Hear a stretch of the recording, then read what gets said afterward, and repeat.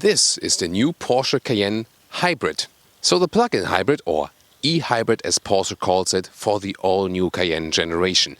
And in our full review on Autogefühl, your number one resource for in-depth car reviews and your number one community to discuss cars, we will explain everything about exterior, interior and the driving experience, both in the performance, because it will match the one of the Cayenne S, and of course also about the electric drive or the hybrid drive. It will be very interesting, I can tell you, the most interesting Cayenne review so far, in Full HD, full screen and full length. Let's go!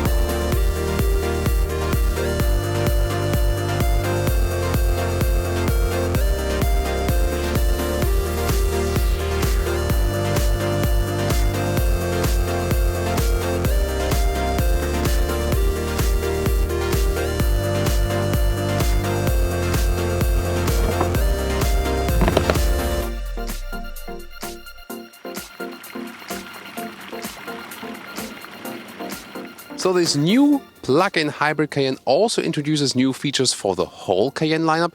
You'll now be able to get a head-up display, a new parking assistant, for example, massage seats, seat cooling, so some features that were missing in the options list before.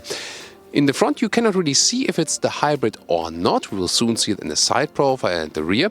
Interesting is that the new generation of the Cayenne is even more streamlined, looks even sportier. They managed that quite well.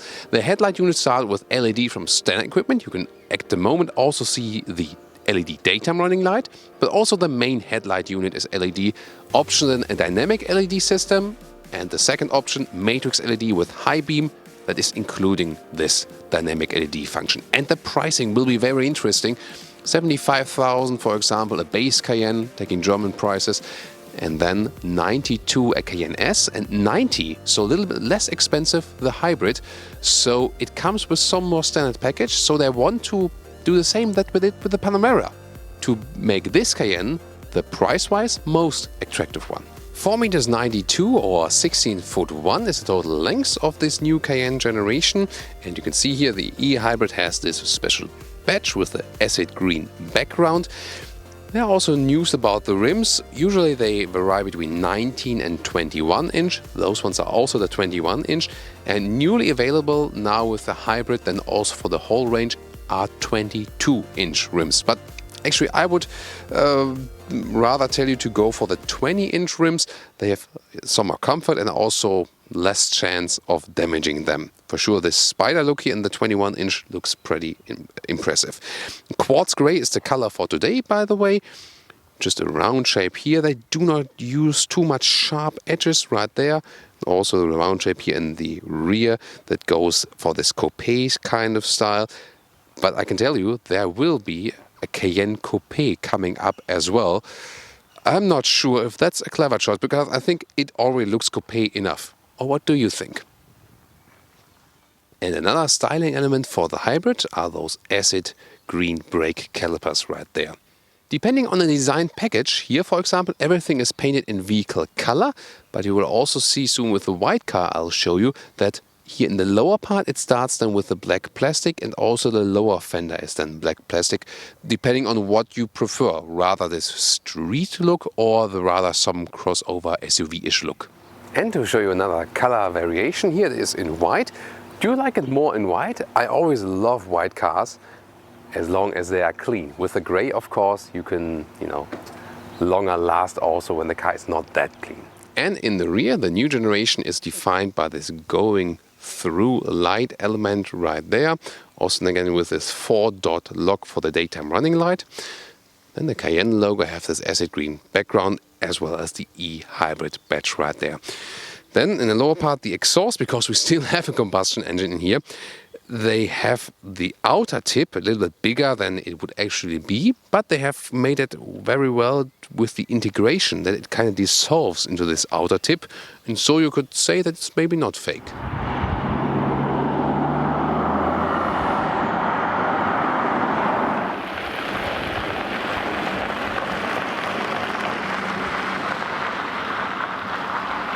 Let's take a look what's powering this thing.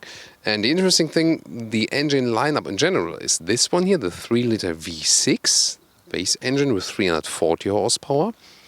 Then there's the Cayenne S, the 2.9-liter V6 with 440 horsepower. Then there's this one coming out with total system power of 462 horsepower. Still here then the 3-liter V6, so the one from the base Cayenne. But the acceleration figure is approximately the same than with the Cayenne S, so around 5 seconds. Then above that would be the V8, the turbo, that one then with 550 horsepower.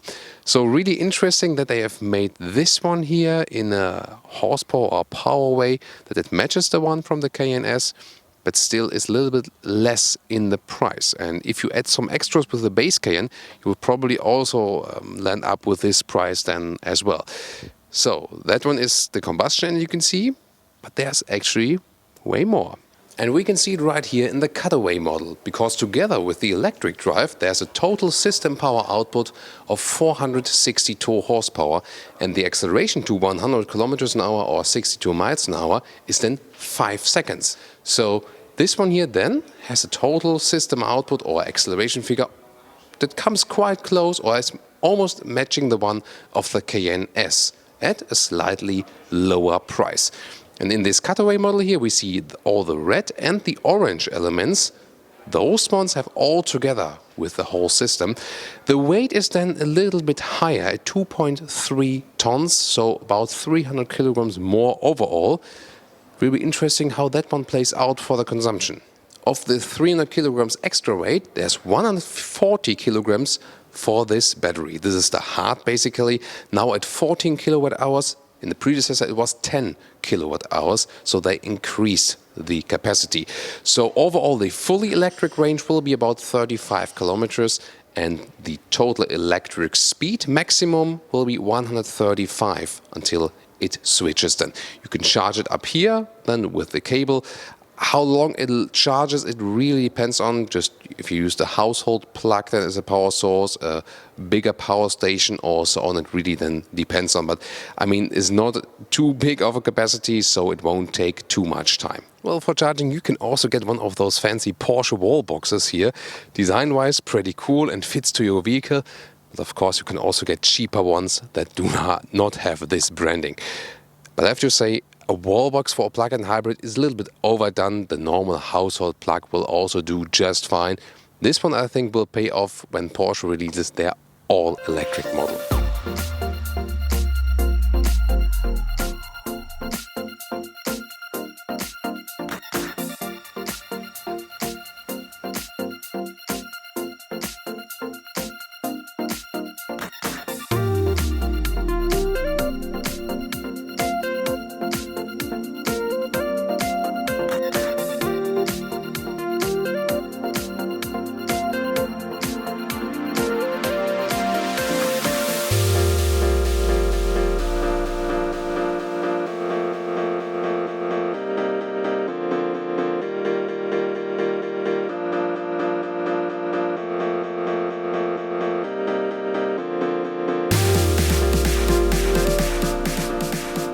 Interior, let's start it with the key, pretty long and slim and very light. Then here at the door we have the option of a soft close. Magic. Of course, you know, you do not have to get it. Then inside of the doors everything is wrapped tightly like on the exterior. This one here with the piano black, which I do not prefer really, but you can also get other decor element options. In the lower part you also have some room for bigger bottles, that's good. Then you can see you have an easy entry, that the sill here at the lower part, together with the aluminum Cayenne entry badge, is really flat with the floor mat. That's really easy to get in the vehicle then. Then a typical Cayenne interior of this new generation. The steering wheel quite compact, with a lot of buttons still. So it's not that purist like in the sports car Porsche, like in the two-door versions, but I'll soon explain you what you can actually do with that. Then the seat, There's a normal seat and a sports seat. So the sports seat has a little bit more support in the lower and the higher areas. With their normal models, I think we have to wait for the GTS for animal skin alternative. The GTS will later feature Alcantara, or you have to ask the Porsche exclusive program then for some alternatives. This one here also with the electric functions, the back part, lower part. Here even the front part of the seat, you can make it longer, especially for tall people. And this one here is the electric lumbar support. Let's get inside, and as I said, a very easy entry, and you have this upright SUV seating position, a command view, also very comfortable seating. So all of those big SUVs that are all the siblings are all built in Bratislava, Audi Q7, Volkswagen Touareg and the Porsche Cayenne, they offer you a really good long-term comfort because of those big seats, upright seating position, and you have a lot of support from the seats as well. And of course you can adjust them in any way, as I've shown you earlier. When you turn on the ignition, you also have this function that the seat or the steering wheel is moving to give you a better entry. However, sometimes I feel that the system is not working flawlessly. Here I can manually control the steering wheel. Manual in the way it is electric, but manual I mean that it's not done automatically. So because when I turn off the ignition, you see here the seat is going backward and the steering wheel is going upward, so I can get out easier. But then again, I would expect when I turn on the ignition, here steering moves back down, but the seat is not moving forward. So I would have expected the seat is also moving forward then again, but I have to do it myself or use one of the memory functions that I have set to my position. We have the panoramic roof inbuilt here, and it leaves me still some headroom with 1.86 or 6'1", so no problem for tall people whatsoever. And now I found a solution. Well, the seat comfort function does not work with just the ignition, but when you open and close the door. So when you close the door then turn on the ignition, you see the seat goes forward, steering wheel goes back, and when you shut down the ignition and then open the door again, also the seat moves back. So it is somewhat logical that usually you have it combined with the open door, so I think I'm okay with that. In the interior overview, the horizontal design is stressed, as you can see right here, also with this 12.3-inch widescreen cockpit. Then checkered structures here, real metal, also at the vents. On the left side, then we have two smaller digital screens. On the right side, we can, for example, see the GPS or also some driving data. On the left side, we see the speed. I can also change a little bit. In the middle part, remains with the big RPM meter. Here the Sport Chrono package is standard equipment with the E-Hybrid, and that means you get an analog clock either from standard equipment or, as we see right here, with the compass. That one is an option you can go for. You also can get this driving mode selector then, that comes standard with the E-Hybrid and is also part of the Sport Chrono package. I will explain you the driving modes when we drive the car later on. In the lower part here, we still have some buttons, for example, to change the temperature, and the hotkeys then for the infotainment system. Lower part, you can switch the suspension, for example. Seat heating, seat cooling is now also available. So again, some more features this car is introducing. I will also soon show you some more details about the infotainment system and a new feature they have introduced right there. And we do not have that in this very vehicle here yet. But with the new E-Hybrid, Porsche will also introduce the head-up display. Finally, it was missing with the Cayenne. Also the very first time for Porsche overall that a head-up display will be available. And then you have this box here in the front. And just over 2 meters will be the projection. So you feel it would be in the 2 meters of distance. Get information for speed, GPS information and so on. Infotainment system, you can see here. It's really responsive, works very fast, good CPU unit. The phone can be either connected with Bluetooth or then also with putting in the cable. Then it's accessible right here, for example with the Apple CarPlay. You can always go back then here to the Porsche system. And with the vehicle you can, for example, when you have the air suspension, change how high the car will be. For example, when it's going off-road, it goes up like this. Pretty interesting for sure. You can also control the climate right here, for example, where the climate vents are coming from. You have to do it right here, just in the screen. That's not possible in the lower part. And if you put in the rear view camera, that is very interesting. because we have a great camera system with a good resolution. You can have this fake drone view from above. You can also change how the angle of the camera works in the rear, and also can check out the rims. And newly available, it's not shown right here, but I can tell you it will be available, that you also have this 3D view from the outside, like we've shown you in the Audi A7 or in the Audi A8. Well, and about those controls in the lower middle console, you should have this microfiber tissue all the time.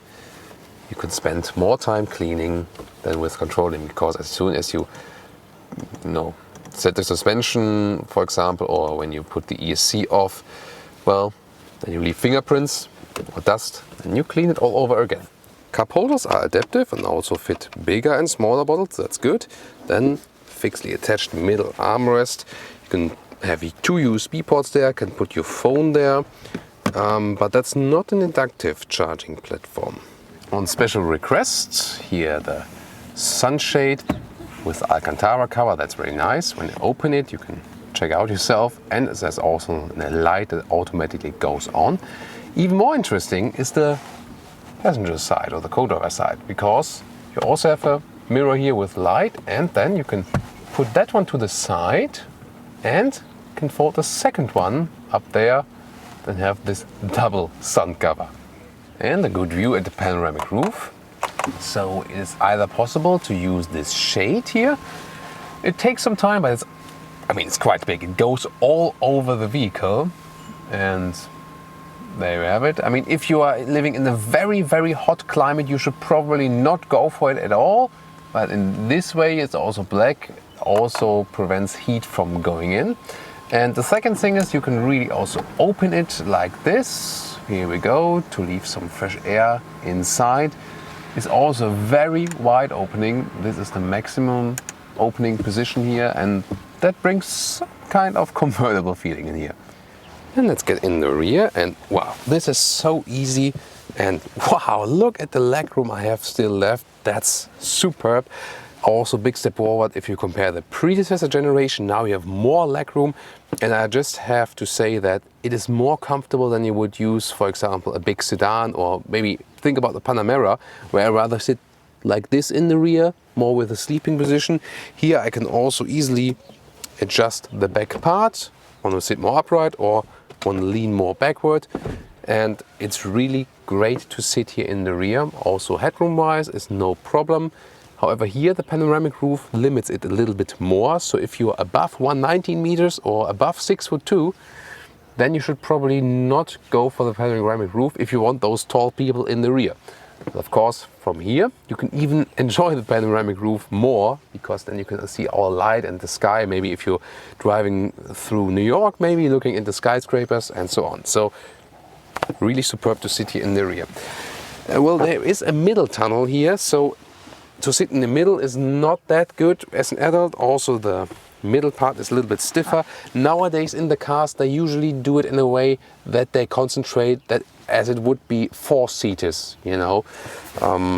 Well, are you driving with 5 people in the car? Write me in the comment, would be really looking forward to it. About children, we have got the ISOFIX anchor points on the outside seats, and then we have optional also the 4-zone AC to control it here in the rear, also with nice clicking sounds, and 2 USB ports.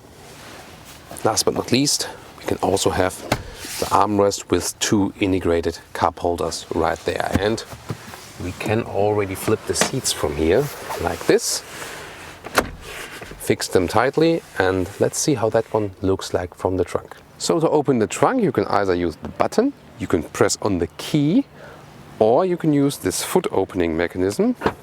Hey, that was live testing and it worked quite good. This is of course then an option as always. Then you have the top cover. It is railed left and right, but here it ends this rail, so this is a little bit wobbly, I think. You see, I've already flipped the seat. That's how you can load through. You can also have just the middle part as a ski hatch, that's also possible, but you cannot flip the seats from the trunk. This is one thing that is missing with the Cayenne. So if you think about the boot space in liters, the normal Cayenne has 770 liters. This one 645. That sounds like a big loss due to the battery in the rear. But here you can see, well, with the also Bose sound system part, and the battery is then placed below that. You can see something here, you know, the aluminum block right there. This one would be which was red in the cutaway model.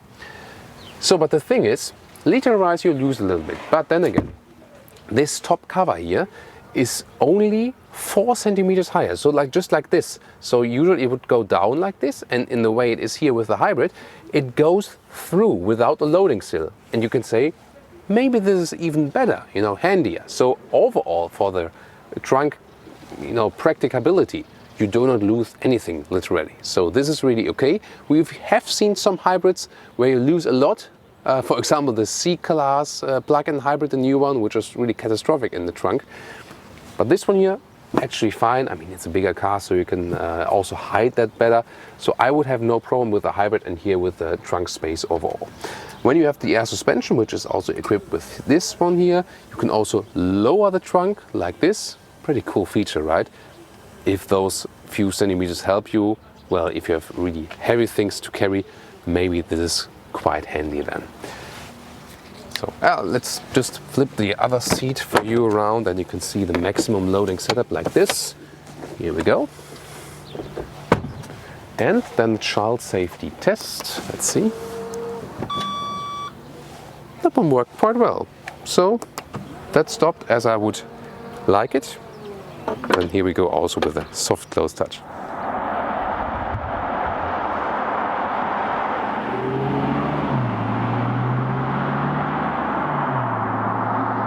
So let's start with the driving part, and sometimes you don't even know if the car is running or not. That's very interesting.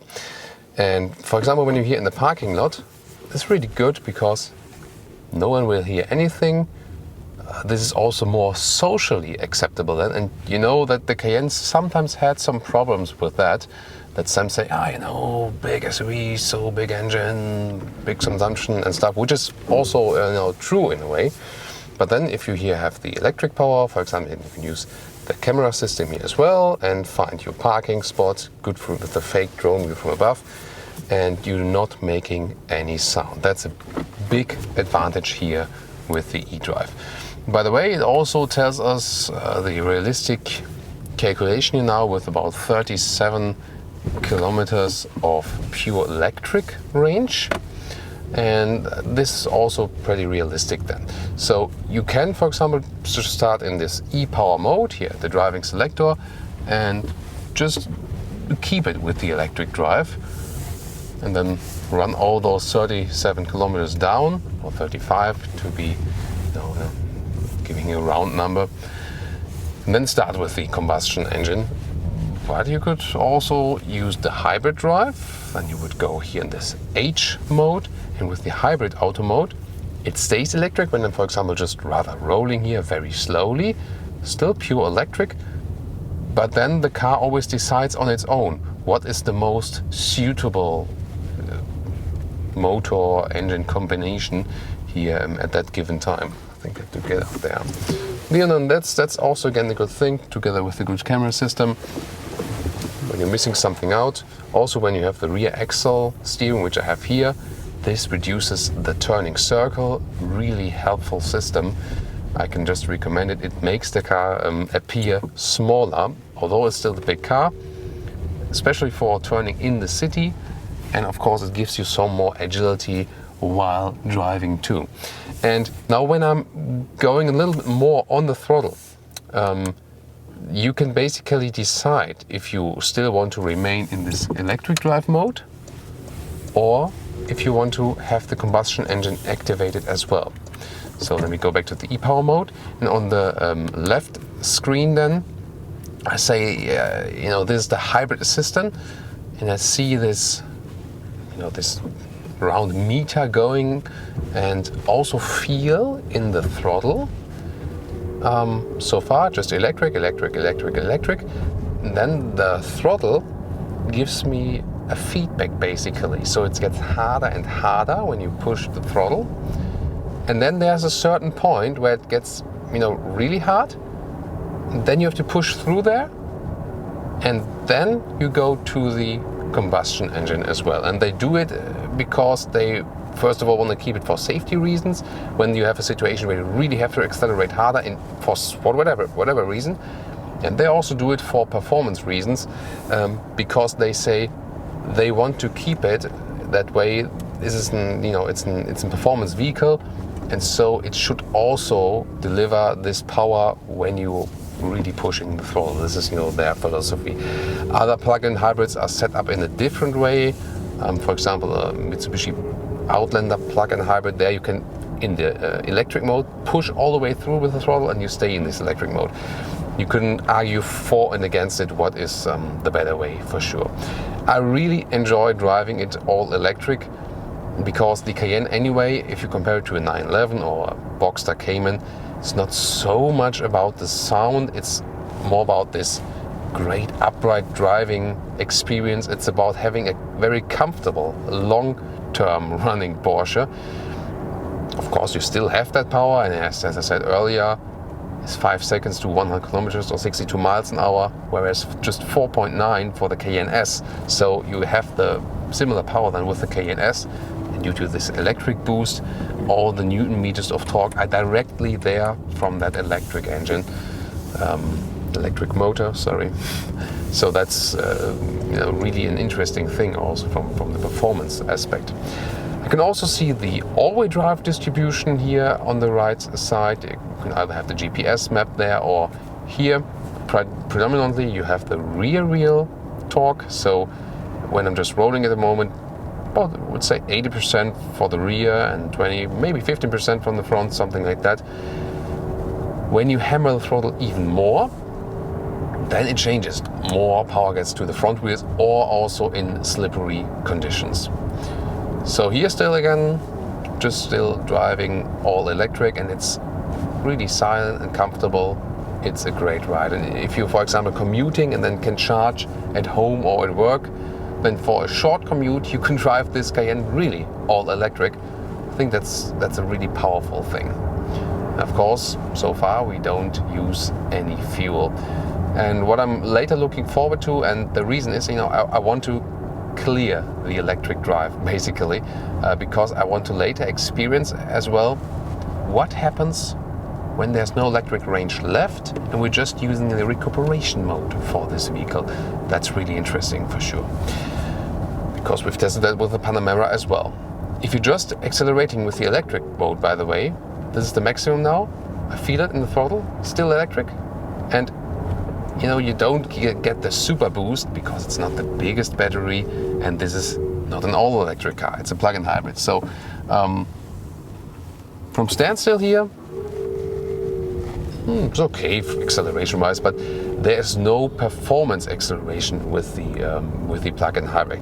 And that again is different than again to other vehicles. As I said, we got the Mitsubishi Outlander plug-in hybrid, which cannot be compared price-wise and segment-wise here, but there it was, for example, possible when you push it through all the way with the throttle, you had a good acceleration even with the electric drive. That's not possible here. Here, the electric drive is really meant to either be a rolling electric drive when you're just cruising, but not for real power boost on its own.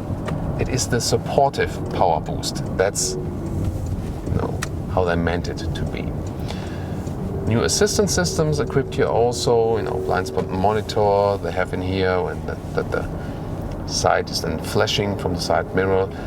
New parking assist is also introduced with the hybrid system here, and also the adaptive cruise control if you want to use that. There's still a separate column in the lower part. That one then is working also in a way that it reduces the speed, for example, in front of a roundabout, that you can save some more fuel right there. At the moment, I'm still not burning any fuel, still driving all electric. Let's see when I'm going to the hybrid mode now. As long as I stay gentle with the throttle and just rolling, and a lot of traffic nowadays is just rolling, not so much is happening, then it also will stay in the all-electric mode.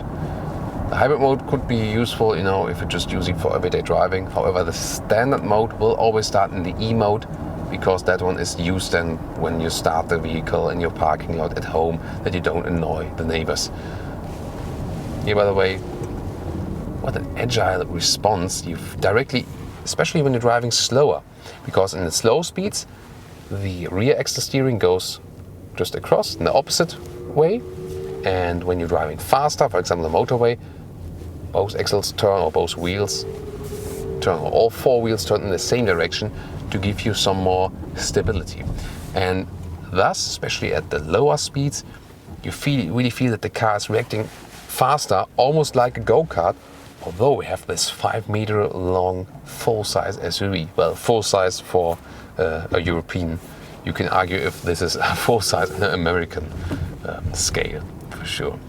Here also for stop and go, again perfect, or when you're stuck in traffic, there's no emissions coming out. Of course, the electricity has to be produced in some way, but locally you have no emissions then. And if you think about all vehicles in traffic jam would not have a running combustion engine, that would be really great. I mean, basically for everyone in the traffic jam, and of course for everyone outside the traffic jam as well. All roundabouts are really, I got it here. All roundabouts are really very fun to drive. And again, you really feel this rear axle steering very much, very much. So now when I can drive a little bit faster in the hybrid auto mode, I'm now at about 70 kilometers an hour, but just let me drop back just a little bit, I can show you some more, to 60 kilometers, and when I then hit the throttle all the way through, you will see that the combustion engine is being activated. 100. That went pretty quick, and I'm not sure if you've seen it, but there was a short transition from the just electric to then the activating combustion engine. So I got another boost right there in the back. So there is a transition you can feel, but only when you're all the way on the throttle. Usually when you're just a little bit more gently with the throttle, you do not feel the transition between the all electric and the combustion drive. So this guy wants to ride with Autogefühl, obviously. Sorry, we need to continue with the review here. No pause for you. So, and as soon as I go, for example, off the throttle, combustion engine is shutting off and the car is sailing. So just in the electric mode, you see RPMs drop to 0, I can let roll. And this is also one of the main reasons why the car is also working in an efficient way, even if you have depleted the battery almost. It will never be completely depleted. On the right side, by the way, we're seeing now the salt hills of the French region of the Camargue. Pretty interesting region. Well, the battery goes down up to about 15%, so it's never really totally depleted, and also never fully charged. It's about 95%. And why are they doing that? To save the battery life. So if you're not totally fully charged and you not empty it all the way, it's the best for the lithium-ion batteries. You can also remember that for your smartphones. Best is to never charge them totally full and to never empty them totally. And of course it depends on, for example here when the car shows me 100% it's full, the real is 95%. So it's a little bit fooling the customer to save the battery life. And it's the same, for example, that Tesla did as with the Hurricane, and they suddenly released more battery capacity. Well, why could they do that? Because usually the battery is not filled up totally, or not, you cannot use it also to the very last zero. So I think it's a good system. They should do that with all vehicles, and probably they should also do it with smartphones. I'm not sure how it is with the smartphones, if you can ruin your battery life by just doing it, or if they also limit it to 95 and maybe like 10% and then it shuts down.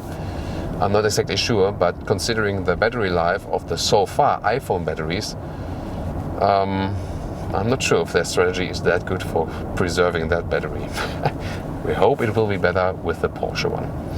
So also in the hybrid auto mode, you can ride very well. You also have a display in the instruments which shows you when the e-power is being accessed or when the car is charging, so recuperating again. And Porsche actually got a very good recuperation, a very efficient, wow, what a wall, very efficient recuperation system.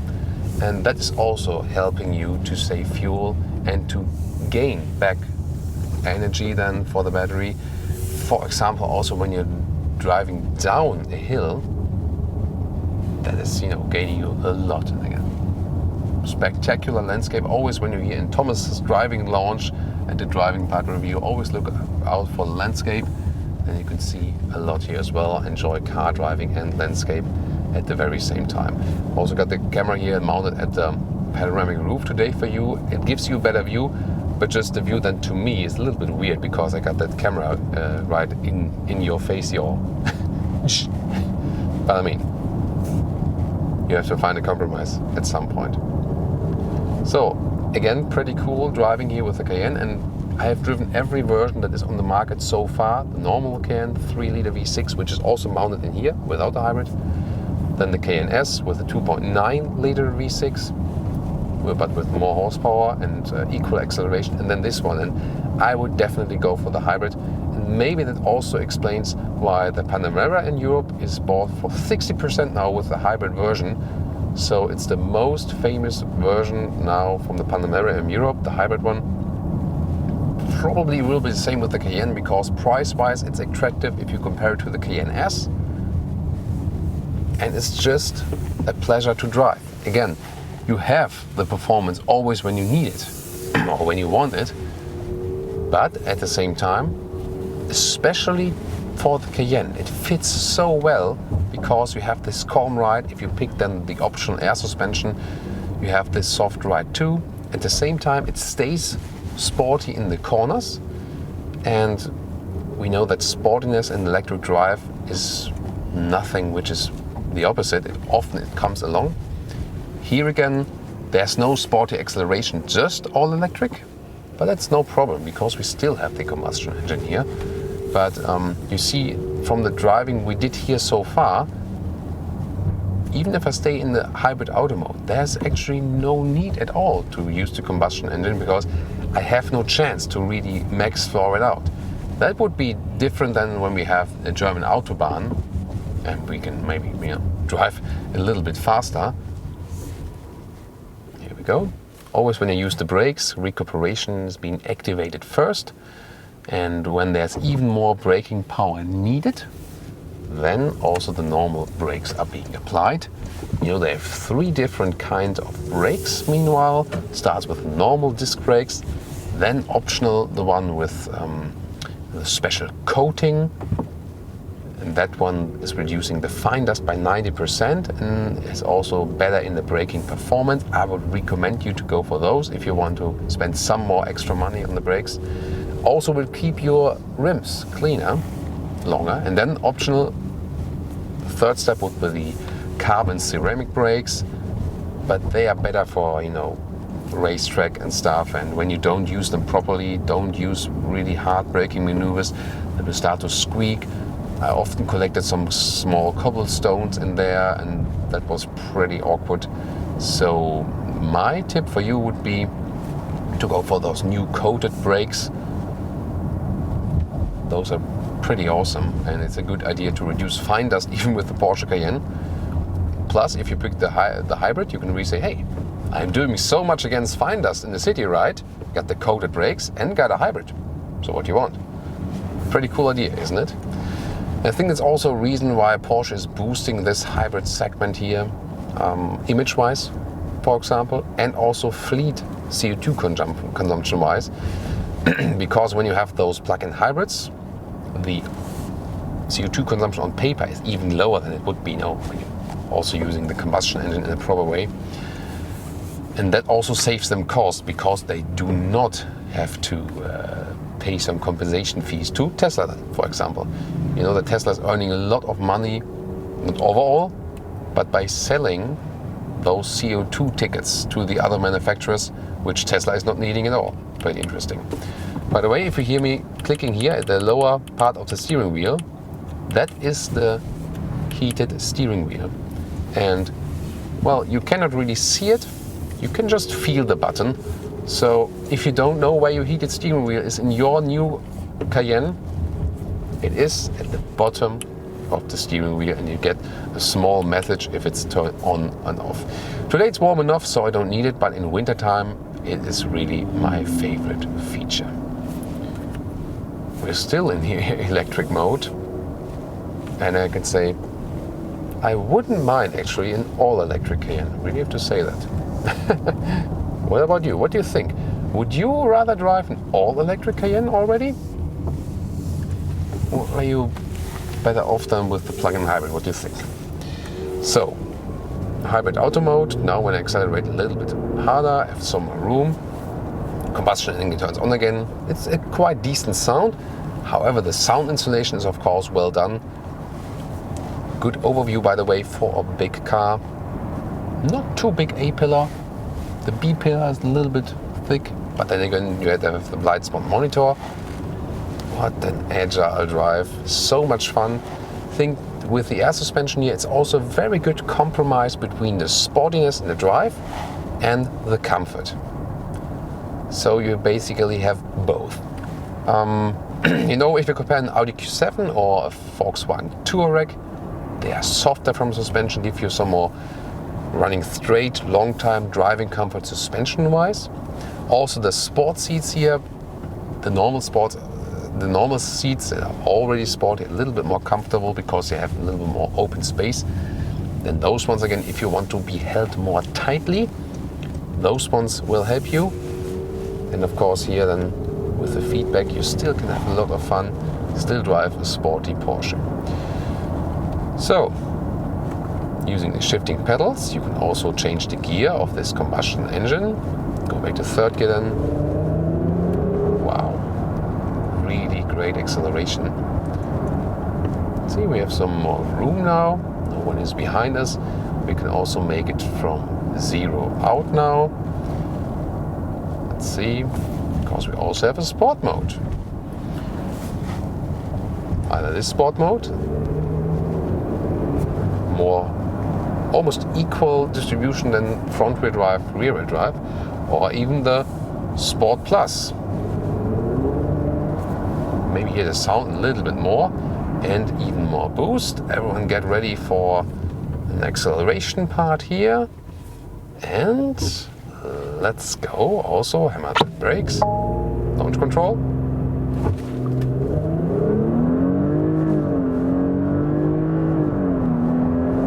That was already 100. Wow, pretty cool. So yes, the Cayenne S was louder.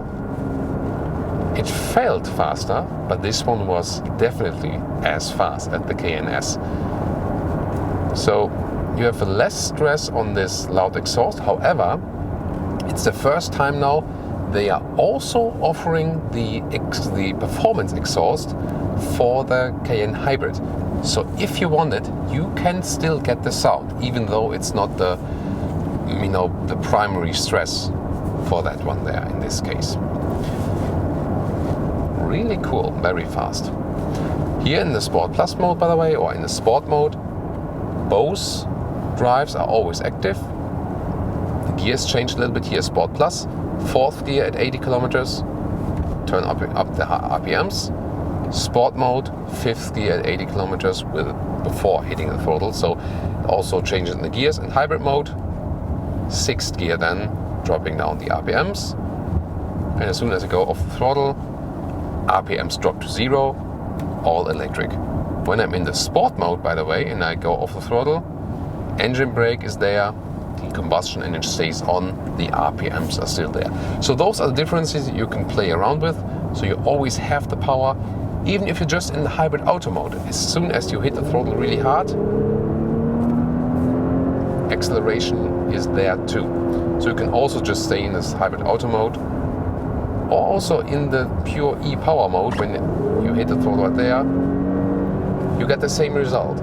So no matter in which mode you are, as soon as you floor out the throttle, all the power is being accessed. Then you also have this boost function with the small knob you press here, like in the 911 on the Boxster Sport Response. You have this overboost that gives you even more power. Yeah, that's something to play around with. Just you don't really need it, but you have it. So yeah, about that. So we still have 90 kilometers of electric range all left, and the consumption, of course, will still remain quite low, even though we had this powerful launch control 0 to 100.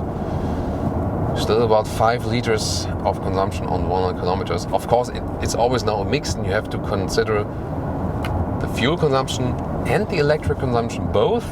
So you don't always, it's really hard to compare it then.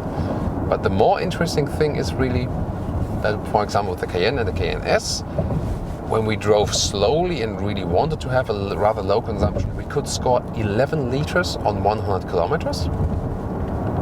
And for example, with the Porsche Panamera Hybrid, when we depleted the electric drive and then just used recuperation and sailing, coasting functions, and then the energy that came from this one again for the electric drive, we had about 7 liters of total consumption. And what I'm doing here now, as soon as I've depleted the electric drive, I will then reset the consumption and see how it plays out then. Because I think this is very important. Not all plug-in, that was a little bit unfair from you now. Yeah. It's always dangerous to overtake those. Yeah. But that worked out pretty well still. So,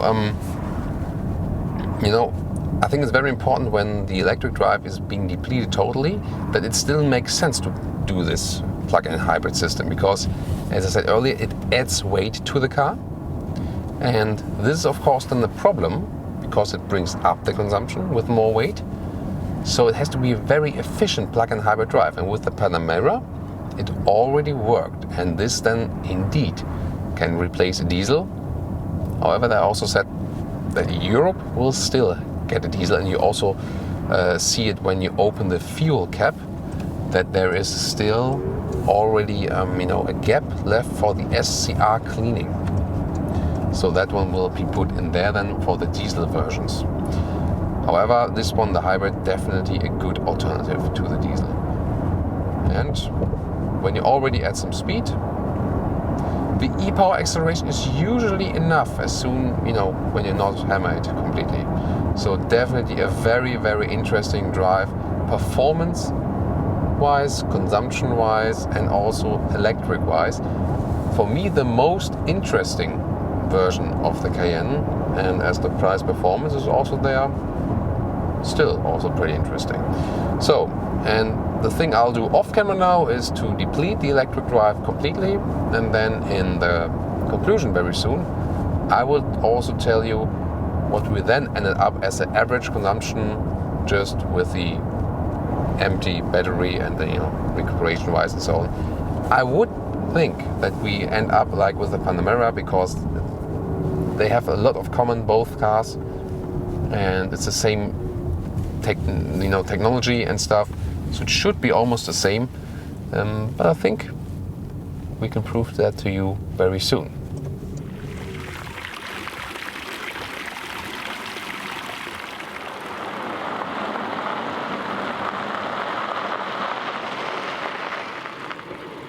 So now to our conclusion, and first of all about the consumption figures. We've shown you 35 kilometers of pure electric range. Then if you combine both, basically have enough electric range, use the combustion engine, you can end up about 5 liters. Maybe if you stay in the city and maybe even below that. That really depends on how you drive the car, how you use it, and how much electricity or the electric power is left. Then, if you deplete all of the electric range and just use basically the combustion engine with some of the recuperation it has, we then scored later about 8.5 liters on 100 kilometers. That's a little bit more than we used with the Panamera, but clearly the Panamera also stands better against wind than the higher Cayenne. And it's at least 2 liters or even more, maybe 3 liters difference to the normal V6 we have here when we do not have the hybrid. So yes, the hybrid pays off in the long-term run, especially if you compare it to the Cayenne S, because it's even a couple of €1,000 less expensive, and actually delivers you more, comes with more standard equipment. So overall, if you ask me which Cayenne you should go for, I think I would pick the hybrid right here for the reasons we've mentioned. Exterior design, of course, very sporty still for SUV. It also is the sportiest SUV to drive. When you have the air suspension mounted, then you also can get this comfortable feeling at the same time. So you have this sporty comfort compromise. On the interior, now more room available in this new generation, and everything well done, well executed.